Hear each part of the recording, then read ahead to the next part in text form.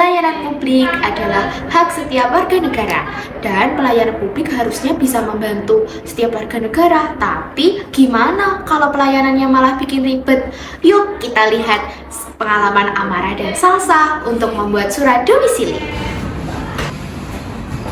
Pagi Bu. Iya, ada yang bisa saya bantu? Saya mau mengurus surat domisili, bisa hari ini? Bisa. Saya juga sama mau mengurus surat domisili. Bisa saya lihat dulu datanya? Ya boleh. Ditunggu sebentar ya, saya cek dulu. Baik, ini saya terima dulu. Bisa ditunggu sebentar ya? Jadi saya menunggu dulu ya Bu di Ya, ruang. silakan menunggu di sana. Terima kasih. Kak, kita di sini udah lama banget gak sih? Iya, aku udah bosan banget nih di sini.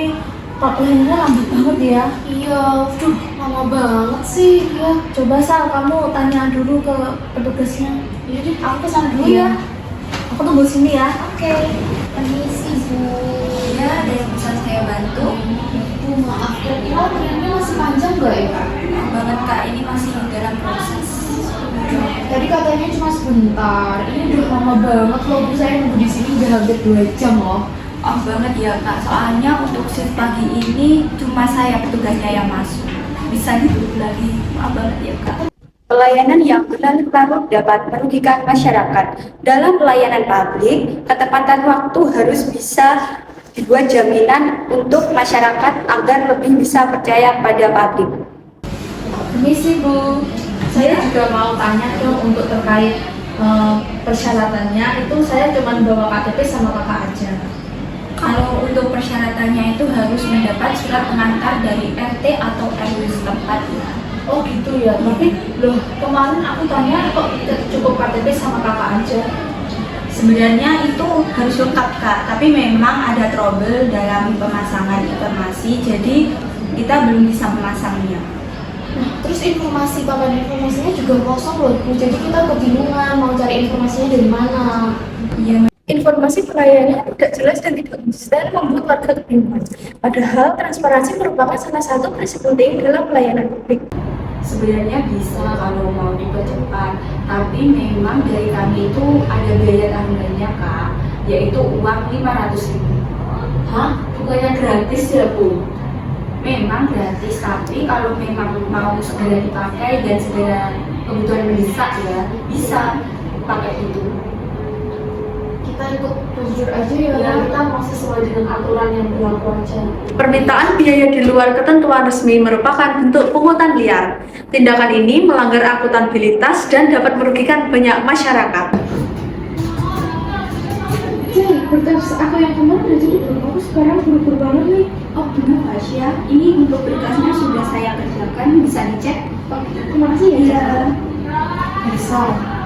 Oh, Bunda Fasya langsung dari duluan ya? Ya sih, udah kita dulu sih. Udah nunggu malam ya.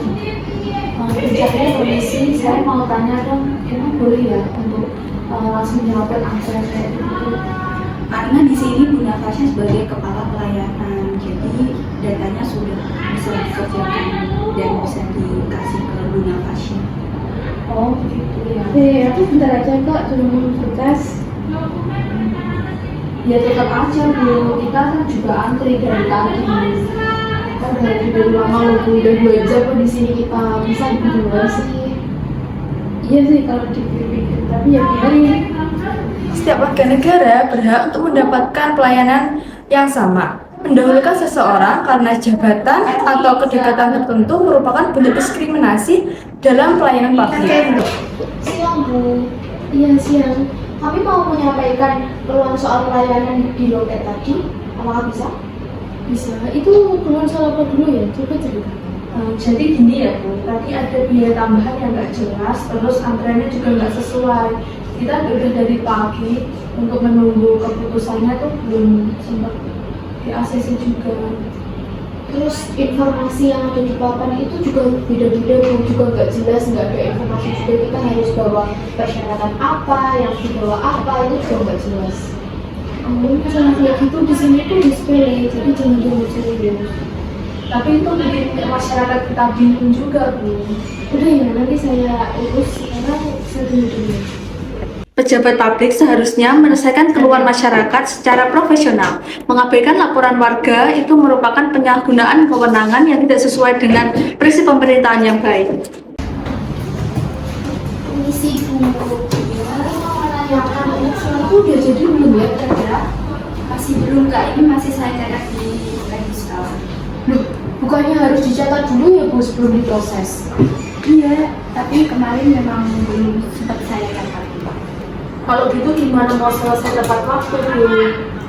Setiap pelayanan administrasi harus dijalankan sesuai prosedurnya. Jika prosedur diabaikan, maka pelayanan administrasi menjadi sulit dan tidak bisa dipertanggungjawabkan. Selamat siang Bu. Siang. Kami akan melapor soal pelayanan di kantor kelurahan. Apakah bisa? Baik, silahkan ceritakan kronologinya. Jadi gini Bu, kami diminta bayar di luar ketentuan, antreannya juga nggak jelas, terus berkas agak diproses dengan lama banget gitu. Baik, semuanya akan kami catat sebagai laporan resmi. Saya harap semoga ada tindak lanjut dari Ibu ya. Tentu, semua warga berhak untuk mendapatkan pelayanan yang adil dan transparan. Baik, terima kasih Bu. Masyarakat memiliki hak untuk melaporkan pelayanan yang tidak sesuai dengan aturan, dan pengawas menjadi salah satu cara untuk meningkatkan kualitas pelayanan publik.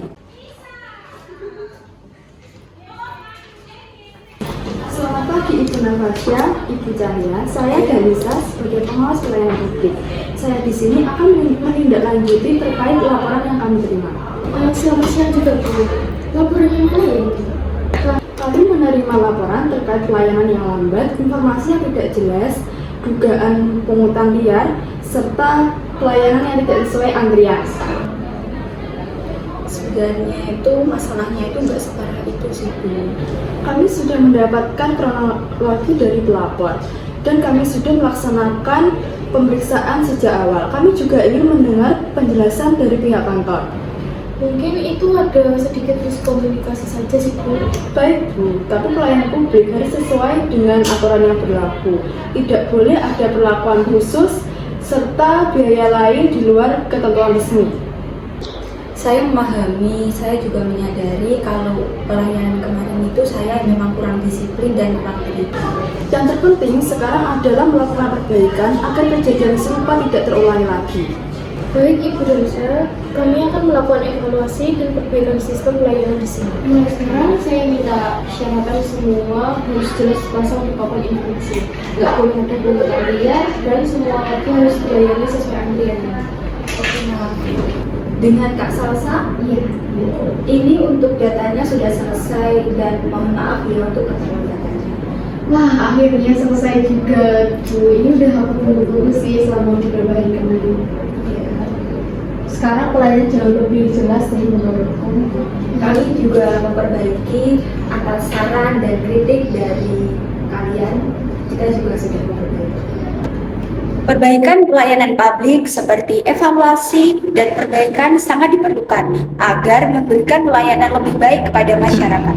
Salsa itu kayak Danisa ya? Iya, bener banget. Salsa Amara, gimana surat kalian sudah selesai? Alhamdulillah sudah selesai Bu. Untuk pelayanan jauh lebih baik juga dari sekarang. Makanya ini kami mau bilang terima kasih pada Ibu karena suara kami sebagai masyarakat didengar oleh loket dan petugasnya. Sama-sama ya, itu memang sudah tugas kami untuk memastikan masyarakat mendapatkan pelayanan yang baik. Jujur ya Bu, untuk saya kira itu prosesnya bakalan lebih lama. Ternyata untuk saat ini aku juga lebih menyadari kalau lebih dipercepat. Tentu dong, setiap laporan masyarakat itu penting dan harus ditindaklanjuti sesuai prosedur.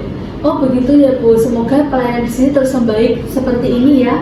Amin, tapi masyarakat jangan takut untuk menyampaikan keluhan jika ada pelayanan yang tidak sesuai aturan.